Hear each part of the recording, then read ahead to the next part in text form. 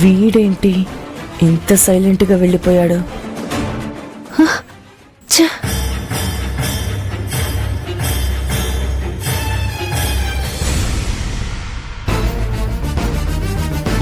గౌతమ్, మేమిలా చెప్పి నీ మనసుని బాగా కష్టపెడుతున్నామని మాకు అర్థమవుతుంది. కానీ మా బాధంతా నీకోసమే గౌతమ్. బావా, నువ్వింకా ఎందుకు మౌనంగా ఉన్నావో అర్థం కావట్లేదు. రాహుల్ వ్యవహారం బయటికొస్తే మన ఫ్యామిలీ పరువు మర్యాదలు ఏమవుతాయో ఒక్కసారి ఆలోచించు బావా.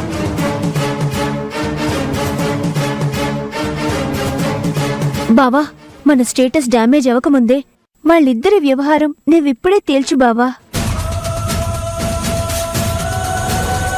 పెళ్లి పనులు అడ్డం పెట్టుకొని ఈ పాడు పనులు చూడలేక మేం చాలా సఫర్ అవుతున్నాం బావా.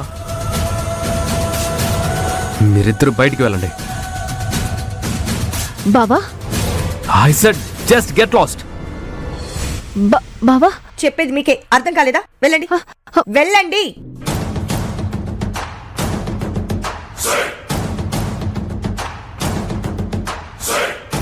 వాళ్ళ ముందు మిథున రాహుల్ వ్యవహారం డిస్కస్ చేయడం నీకు అవమానంగా ఉంటుందని నాకు తెలుసు. ఆ విషయం నేను వాళ్ళకి చెప్తాను. కానీ ఇది బావ లైఫ్ అమ్మా అని వచ్చారు. సరే, వాళ్ళ సంగతి వదిలే. ఇప్పుడు నువ్వేం ఆలోచించావు గౌతమ్? మిథున్ అలా చేస్తుందని నేను ఎలా అనుకుంటాను అత్తయ్య?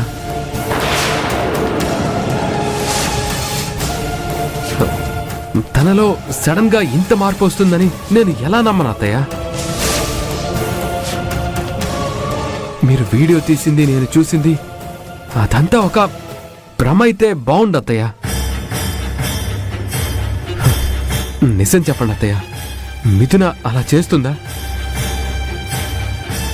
నో, అలా చేయదు కదా అత్తయ్య. నా మిథున మీద నాకు నమ్మకం ఉంది. అసలు తను అలా ఎందుకు చేస్తుంది? మిథున అలా మారిపోవడానికి కారణం నువ్వు, మీ నాన్న. అరే, పేలుకి పెత్తనివిస్తే తలంతా గురిగేసిందని ఆ మిథునికి ఆ రోజే కళ్ళు నెత్తికెక్కాయి. అరే, దానికి తోడు ఆఫీసులో జీఎంని చేశారు. ఆ రోజు నుంచి తనలో అహంకారం వచ్చింది. నువ్వు చూపించిన ప్రేమ, కేరింగ్ ఎక్కువైపోయి అలుసైపోయా. ఆ ఊరి గొడవలో నువ్వు పోటీలో ఓడిపోయావు. ఆ రాహుల్ గెలిచి హీరో అయ్యాడు. అప్పట్నుంచి మనసు పక్కదారి పట్టింది. మిథున మనసుని నేను ఆ రోజే పసిగట్టాను. అందుకే హాస్పిటల్లో రాహుల్ని ఇంటికి వద్దు అన్నాను. నా మాట మీరు వినలేదు. బెడ్రూమ్లో మసాజ్ చేస్తుంటే శృతి మించుతోందని తెలిసి నిన్ను హెచ్చరించాను. నా మాట పెడచెవిన పెట్టా. నువ్వంటే ప్రాణంగా ఫీల్ అయ్యే నా పిల్లలకి కూడా తెలిసిపోయి నీ దగ్గరకు వచ్చి చెప్తే అది విని వాళ్ళనే తప్పు పట్టావు. చెయ్యి దాటిపోయిందని నాకప్పుడే అర్థమైంది. అత్తయ్య, మీరెన్ని చెప్పినా నా మనసులో ఇంకా మిథున ఏ తప్పు చేయలేదనిపిస్తుంది అత్తయ్య. మిథున చేసిన ఇంకో తప్పు గురించి చెప్తే నువ్వు ఏమైపోతావోనని నీకింకా చెప్పలేదు. ఏంటత్తయ్య అది? దయచేసి చెప్పండి అత్తయ్య, ప్లీజ్ ప్లీజ్ అత్తయ్య. ఆ రోజు అర్ధరాత్రి ఎక్కడికెళ్ళావని మిథునని నువ్వడిగితే కిచెన్లో ఉన్నానని తను పచ్చి అబద్ధం చెప్పింది. ఆ రోజు రాత్రి తను రాహుల్ దగ్గరుంది.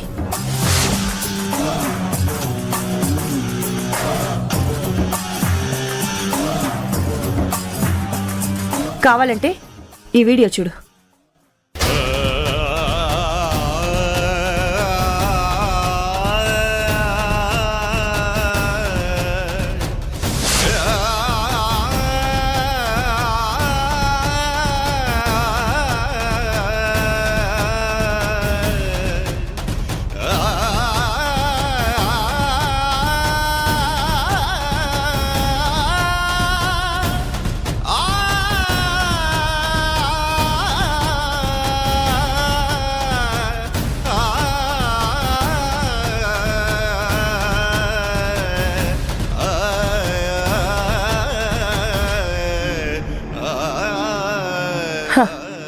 పిచ్చి ప్రేమతో నువ్వు గుడ్డోడివ్వచ్చు, కానీ ఈ ఇంటి పరువు మర్యాదల కోసం మిథున మీద నేను కన్నేసి పెట్టాను.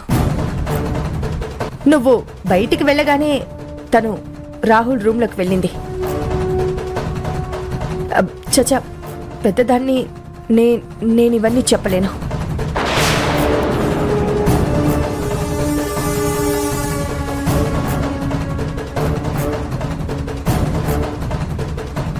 చూడు, భర్త బలహీనమయ్యేది డబ్బు లేక కాదు, ఇదిగో ఇలాంటి బంధాల వల్లే. తెలిసి నిజాలు చెప్పకపోతే నేను అబద్ధాల కోరునవుతాను. భర్తకి కుటుంబానికి భయపడని ఆడది కాపురానికి పనికిరాదు.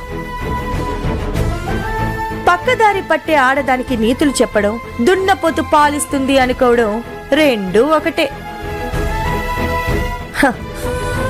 అసలు రాహుల్కి రక్తమిచ్చిన మిథునది ఏం సంబంధమో నాకు తెలీదు, కానీ మన రక్త సంబంధం బావుండాలని ఇవన్నీ నీకు చెప్పాను. ఆ తర్వాత నీ ఇష్టం.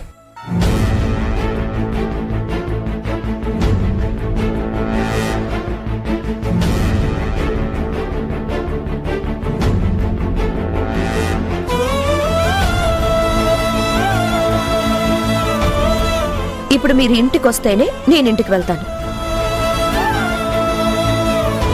ఆ యంగ్ రాహుల్ మీద ఖచ్చితంగా మోజుపడే మిథున ఇలా చేస్తుంది.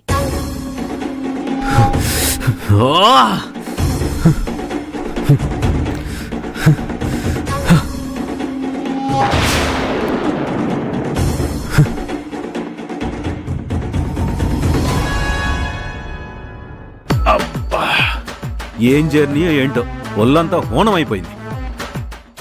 ఎస్ ఎస్, గౌతమ్ నమ్మేశాడు. ఆల్రెడీ మిథున్ గారు కూడా నేనంటే ప్రేమగా ఉన్నారని తన మాటల్లో అర్థమైపోయింది. ఎస్.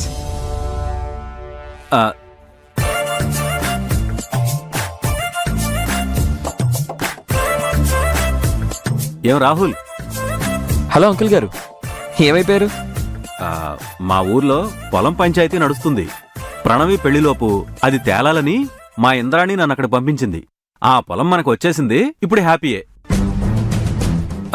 నువ్వేంటి ఎగ్జైటింగ్ గా నీలో నువ్వే మాట్లాడుకుంటున్నావు? ఏదైనా గుడ్ న్యూసా? అన్ని మంచి శకునాలే అంకుల్. మీకేమో పొలం వచ్చేసింది, నాకు అనుకున్నది జరిగింది. జరగవు అనుకున్నవి జరిగితే ఎంత ఆనందంగా ఉంటుందో కదా. నీలాగే మేం కూడా ఆనందంలో ఉన్నాం. ఇదిగో శుభలేఖ, పెళ్లికి తప్పకుండా రావాలి. అయ్యో, మళ్ళీ నాకు సపరేట్గా ఇవ్వడం ఎందుకు అంకుల్? చెప్పాను కదా, నా ఆనందం కోసం నా కూతురు ప్రణవి తన భావం తప్ప ఎవ్వర్నీ పెళ్లి చేసుకోనని పట్టుబట్టింది. ఇక దానికి పెళ్లే కాదు అనుకున్నాను. అదేంటి, తను గౌతమ్ని పెళ్లి చేసుకుంటానని చెప్పింది? దానికో పెద్ద ప్రేమ కథ ఉంది. ఆ ప్రేమను పెళ్లిదాకా తీసుకురావడానికి ఒక క్రైమ్ కథ కూడా వచ్చింది. దానికోసం కిడ్నాప్ కథ కూడా వచ్చింది.